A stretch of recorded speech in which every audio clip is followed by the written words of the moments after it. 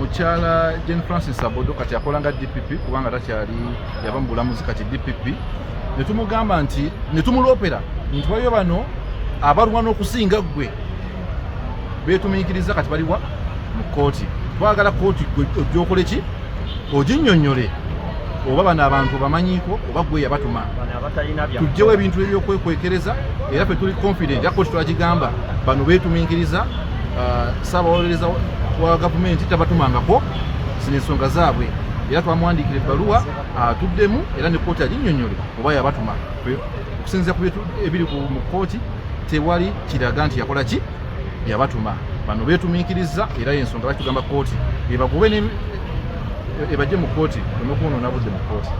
Nze omu ku balooya abangi aba President Isaac Ssemakadde, President akulira balooya bonna mu Uganda. Twagala musindika kati mubweru wa Uganda.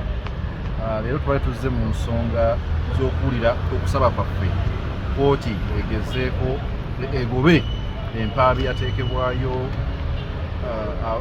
abantu abatalina byakola abadde bajja nga bagenda wano baloopa mu kooti eno baloopa mu kooti eri.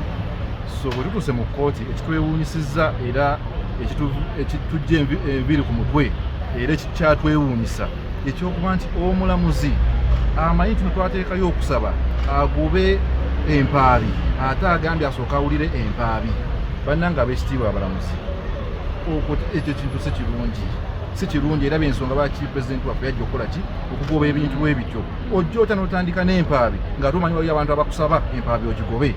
Ekyo ekintu tukirwanyisizza nnyo era tukubye emmeeza tuganye ekyo ekintu okuba nga kikola kitya kibaawo era ebintu ebadde bigenda okukolebwa mu nkukutu tubiganye kubanga abawaabi bazze bagamba beekanze okuba nti bwetuli era kibasookeddeko kwe kugamba kooti abo temubawulira. President Isaac Ssemakadde temuwulira mujja muwulire dda sooka omuteekeko ekiwandiiko olyoka omuwulire. Ekintu ekyo tukirwanyisizza era kooti tugiraze nti nno kimenya ssemateeka era kimenya n'eddembe ly'obuntu okubeera nti nno omuntu omuyisaako ekiragiro nga tukoze eki tomuwulirizza.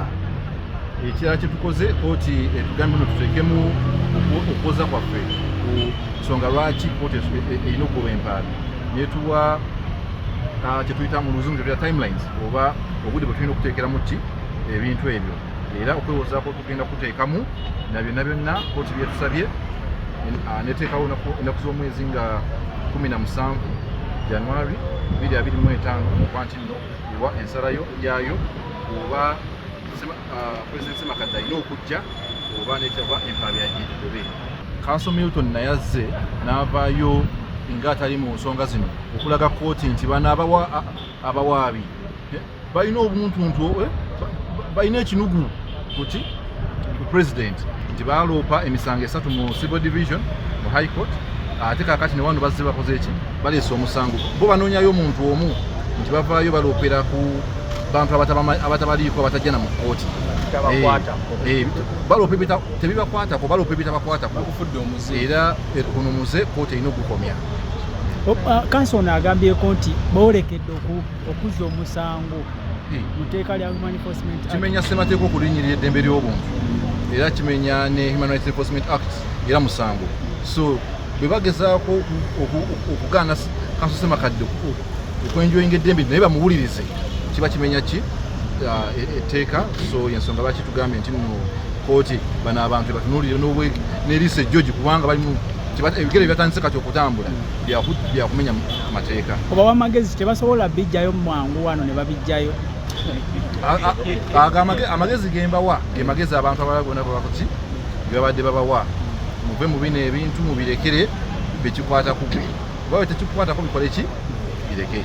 President waffe bamutaddeko omusango ne bamuleeta naye nga abaleeta omusango sibe bantu bosobola kugamba basobeddwako baleese omusango kati tuzze tugambe kooti nti bano balina omuze ogw'okukola ki ogw'okuloopaloopa omusango ogutali gwabwe bazungazunga mu makooti okitegeera babayise tebalina byakukola baleese omusango guno naffe tuzze ne tuyimirira nti pulezidenti waffe nga mukulembeze waffe gwe tukkirizamu gwe tulonze tebalina muyisa mu kooti bawe summons tandika omukola kyo muswaza kati tubadde tuzze tuwagire nti president naye bamukkirize ajje abeere part of omusango n'ekirala president abadde awaddeyo ne instructions bano abalooya be batadde mu kooti omusango bagugobe omusango tegulina bigere therefore tekusobola kubeera na mutwe. They are trying to block Ssemakadde from responding. They want summons to be issued. So the issue here is right to a fair trial. It will have been blocked, which is non-derogable under the Constitution. So we are saying right to a fair trial is an automatic right. Even the magistrate or the judge has no say over it. Whenever it is raised, it has to be determined first.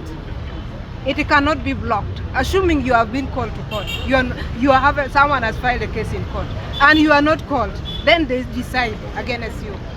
Your right being respected. It's very unfair. So this right, the Constitution has made it very clear. It can never be blocked by even any court. So it is an automatic right. The word they should interpret is automatic right, which no judge, no magistrate has right over it. They have to stay definitely and address the case of fair hearing. Our president should be brought in, someone should not be issued.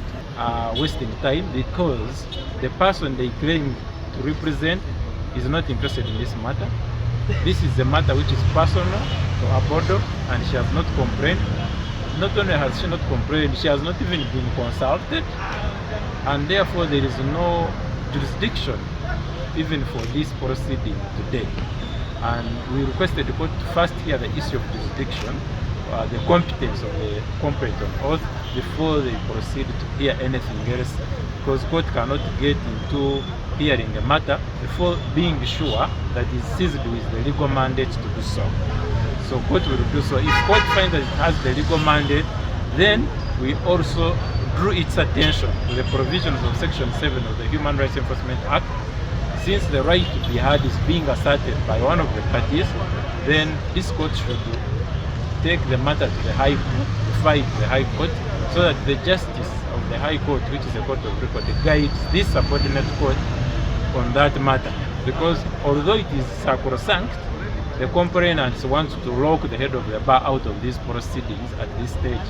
And we are saying, to hell with that, we shall not allow you to close the door to the head of the bar.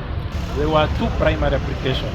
The complaint on oath hearing, which they want to cross us out, and which we objected to. The crossing us out, we said you can't cross out the president of the Royal Society from being heard, just like you can't cross out even a shoemaker, even a cobra, even a vendor on the street, you can't cross them out. But we also had a written application, a notice of motion from Ssemakadde, the president, the head of the bar.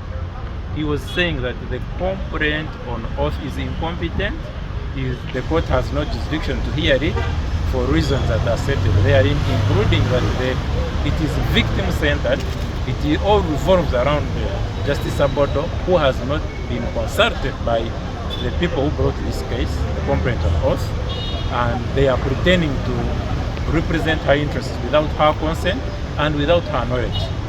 So we are telling court that they should dismiss this as a busybody work, and the judge, the magistrate, has said that she will hear both our arguments. Whatever we have said today, our request for referral to High Court, our Ssemakadde's application for striking out the complaint on oath, and the complaint on oath objection.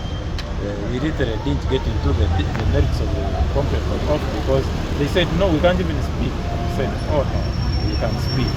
All those matters, this court will give a joint ruling on the 17th of January, the year of our Lord 2025. Council, there was an amicus curiae we are talking, and the court has had the proceedings of the amicus curiae.